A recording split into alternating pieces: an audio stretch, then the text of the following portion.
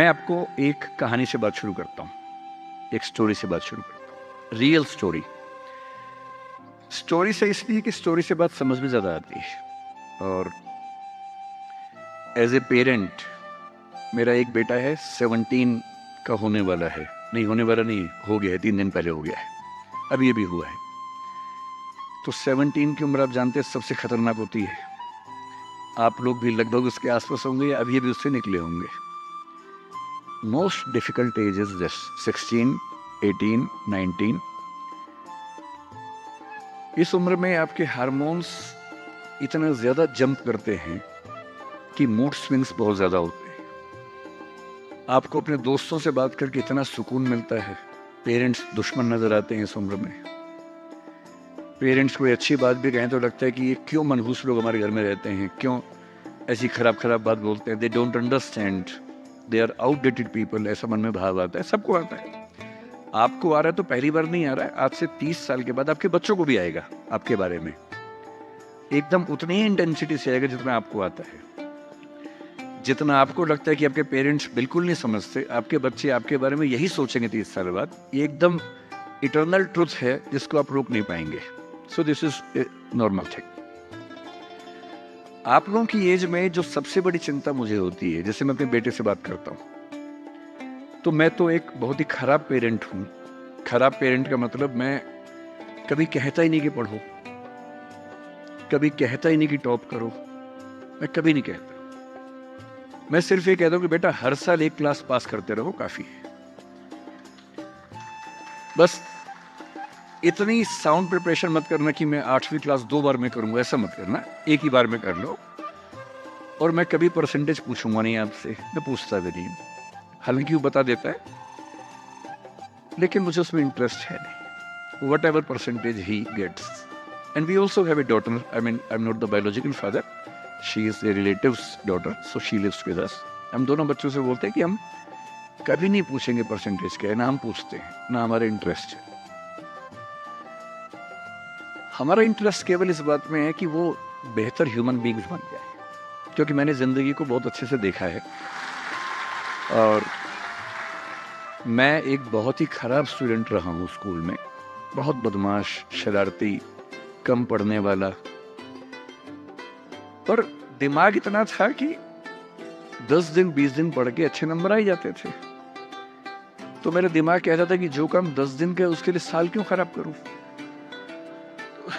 जब 10 दिन में हो ही जाता है तो 10 दिन खराब करेंगे उसमें। और दूसरी बात, ओवर द ईयर्स मैंने ये सीखी है कि जो मैंने स्कूल में पढ़ा था उसमें से बहुत कम जिंदगी में काम आता है।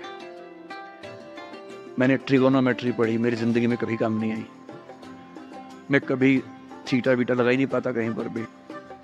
आज तक यूज नहीं किया मैंने थीटा, कहाँ थी यूज करूं, काम में नहीं आया। मैंने दुनिया भर के नक्शे रटे थे स्कूल में, कहीं काम नहीं आए। जब किसी देश में घूमने जाता हूं, वहां का नक्शा देख लेता हूं और बचपन वाला याद भी नहीं आता, फिर से देखना पड़ता है। सीधी सी बात है। तो मैंने फील किया कि ज्यादातर चीजें जो स्कूल में हम पढ़ते हैं, कॉलेज में पढ़ते हैं, वो जो नॉलेज है वो जिंदगी में बहुत काम नहीं आती। जब काम आता है वो और चीजें, मैं उस पर ज्यादा बात करूंगा आपसे। लेकिन मेरी चिंता एज ए पेरेंट, और क्योंकि आप बच्चे उसी उम्र में हैं, मैं लगभग 50 साल का हूं, तो आप मेरे लिए लगभग उसी रोल में हैं कि आप मेरे बच्चे जैसे हैं। क्योंकि जो बच्चे होते हैं ना, अपने पेरेंट्स से बड़ी नफरत करते हैं, दूसरों के पेरेंट्स की सुन लेते हैं बात। तो आप मेरी बात सुन लेंगे, अपने घर में नहीं सुनेंगे। जैसे मेरा बेटा मेरी बात नहीं सुनता है, वो शायद यहाँ सीएम साहब की बात सुन लेगा। तो दूसरों की बात सुनना आसान होता है, अपने पेरेंट्स की बात सुनना मुश्किल होता है। तो आप सुन रहे हैं इसलिए मैं सुना रहा हूँ आपको। तो जो कहानी मैं आपको सुनाना चाह रहा हूँ एक रियल कहानी है, और मेरी सबसे बड़ी चिंता अपने बच्चों को लेकर, आपको लेकर वही रहती है। मैं जब भी कोई कहानी सुनाता हूँ, नाम, जगह, वो सब बदल देता हूँ ताकि किसी की प्राइवेसी पर हमला ना हो। सबकी राइट टू प्राइवेसी है ना। एक बच्चा था जिसको मैं जानता हूँ, बचपन से जानता हूँ, बहुत ही जबरदस्त आर्टिस्टिक बच्चा, म्यूजिक का उस्ताद। उसके घर में लगभग सब लोग म्यूजिक के उस्ताद थे। इंस्ट्रूमेंटल म्यूजिक, वोकल म्यूजिक, हर चीज में अच्छा, पढ़ने में भी ठीक, बढ़िया। और जब हम स्कूल में थे, वो मेरी क्लास में तो नहीं था, थोड़ा सा अलग क्लास में था, पर स्कूल में बहुत पॉपुलर था being into music. I was in debating, he was into music. और बाद में उसने हमारा स्कूल छोड़ भी दिया कुछ समय के बाद, फिर वो कहीं और चला गया, फिर हमारा मिलना नहीं हुआ। उस समय ना तो व्हाट्सएप था ना यूट्यूब था, तो बाद में मिलने का स्कोप भी नहीं रहता था। जो एक बार चला गया वो चला ही जाता था उस समय। अब तो बच्चे जिंदगी भर दोस्त रहते हैं। फिर जब मैं दिल्ली यूनिवर्सिटी में आ गया, ग्रेजुएशन कर चुका था, उसके बाद अचानक मुझे एक बचपन का दोस्त मिला जिसने मुझे एक इंटरेस्टिंग क्या डेवास्टेटिंग बात बताई। तो बात चल रही थी कि स्कूल के दोस्त कहाँ कहाँ हैं, क्या कर रहे हैं। तो बातों बातों में उसका जिक्र भी आया। तो मैंने बड़ी उम्मीद से पूछा, मैंने कहा वो तो बॉम्बे चला गया होगा, फिल्म इंडस्ट्री में चला गया होगा। तो मेरे दोस्त ने पूछा कि तुम्हें नहीं पता उसके बारे में? मैंने कहा नहीं। उसने कहा यार वो जेल में है, and he was one of the most creative students of our school. मैंने कहा जेल में क्यों है? बोले सच में नहीं पता। मैंने कहा सच में नहीं पता मुझे। तो ग्रेजुएशन करने के लिए जब गया तो पता नहीं क्या हुआ, उसकी थोड़ी संगति खराब हो गई। बैड कंपनी जिसको हम बोलते हैं, जो इस उम्र में अच्छी लगती है, वही वाली।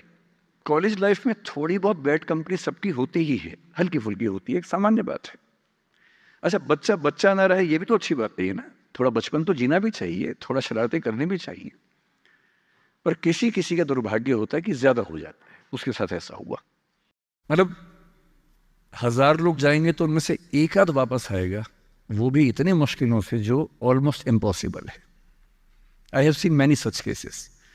सोशल वेलफेयर डिपार्टमेंट से मेरे कई दोस्त ऑफिसर से, तो मैं उनसे जब पूछता हूँ बताते हैं, मैंने ऐसे लोगों को देखा है 10-10 साल से स्ट्रगल कर रहे हैं एडिक्शन से बाहर आने के, नहीं आ पा रहे, खत्म हो गए हैं। उस बच्चे को ड्रग्स की आदत पड़ गई कॉलेज में जाके, पेरेंट्स को पता ही नहीं था। तो जब पेरेंट्स को भनक लगी तो उसको दबाव बनाया कि तुम घर आ जाओ। अब वो जिस कंपनी में था, दोस्तों वाली कंपनी में, वहाँ अब ड्रग्स बहुत महंगे होते थे, पैसे घर से बहुत कम आते थे, जितने पैसे एक मिडिल क्लास फैमिली दे सकती है। अब वो घर से ज़्यादा पैसे मांगने लगा, पैसे मिलते नहीं थे। उसको अपने ही घर के लोगों पर गुस्सा आने लगा। तो एक बार वो अपने घर आया हुआ था छुट्टियों में, और वहाँ भी वो कुछ कुछ करता रहता था। उसके पेरेंट्स ने उसको बहुत समझाया कि बेटा ऐसा मत करो, और एक दिन इस बात पे झगड़ा बढ़ गया। भाई आप पेरेंट्स की चिंता समझेंगे आज से 30 साल बाद, जब आपके बच्चे इस एज में होंगे ना, आपकी नानी मर जाएगी उस समय। नानी मरना एक मुहावरा है, इसका मतलब बहुत चिंता में रहेंगे उस समय आप। और उस दिन पता नहीं क्या हुआ, एक झगड़ा हुआ, क्योंकि जो एडिक्शन के शिकार हैं उनका दिमाग उनके कंट्रोल में नहीं होता है। यहाँ तक कि जो ड्रिंक करते हैं, ड्रिंक एक लेवल से ज़्यादा कर लें तो दिमाग कंट्रोल से बाहर निकलने लगता है। ड्रग्स में तो ये एलिमेंट बहुत ज़्यादा होता है। और आधी रात को उसने क्या किया, उसने अपनी फैमिली के 5 लोगों का मर्डर कर दिया। मर्डर। उसने खाने में जहर मिलाया, लगभग सब लोग उससे मर गए। एक मेंबर नहीं मरा क्योंकि उसने खाना खाया नहीं उस दिन, तो उसको उसने अलग से मारा। और ये बात है जब उसकी उम्र लगभग 17-18 साल की थी, या 19 के आसपास रहा होगा। उसके बाद वो जेल गया। मुझे उसके बाद से पता ही नहीं कि क्या हुआ, फांसी हुई या उम्र कैद हुई या क्या हुआ, ना तो मुझे पता है, ना मैं इंटरेस्टेड हूँ जानने में। मैं उसका नाम हम सब जानता हूँ, एंड 1-2 क्लास स्कूल में ऐसी थी कि वो हम आसपास थे, जानते थे, पहचानते थे एक दूसरे को। मेरी सबसे बड़ी चिंता ये होती है बच्चों को लेकर कि किसी भी गलती से वो ड्रग्स में ना चले जाएं। आप सबसे रिक्वेस्ट कर रहा हूँ हाथ जोड़ के, कुछ भी कर लेना, ये मत करना। बदमाशी करो, शरारत करो, थोड़ा इश्क विश्क होगा करो, कोई दिक्कत नहीं। किसी को चीट मत करना, ड्रग्स में मत जाना, क्योंकि इन रास्तों पे जाने के बाद वापसी का रास्ता नहीं है।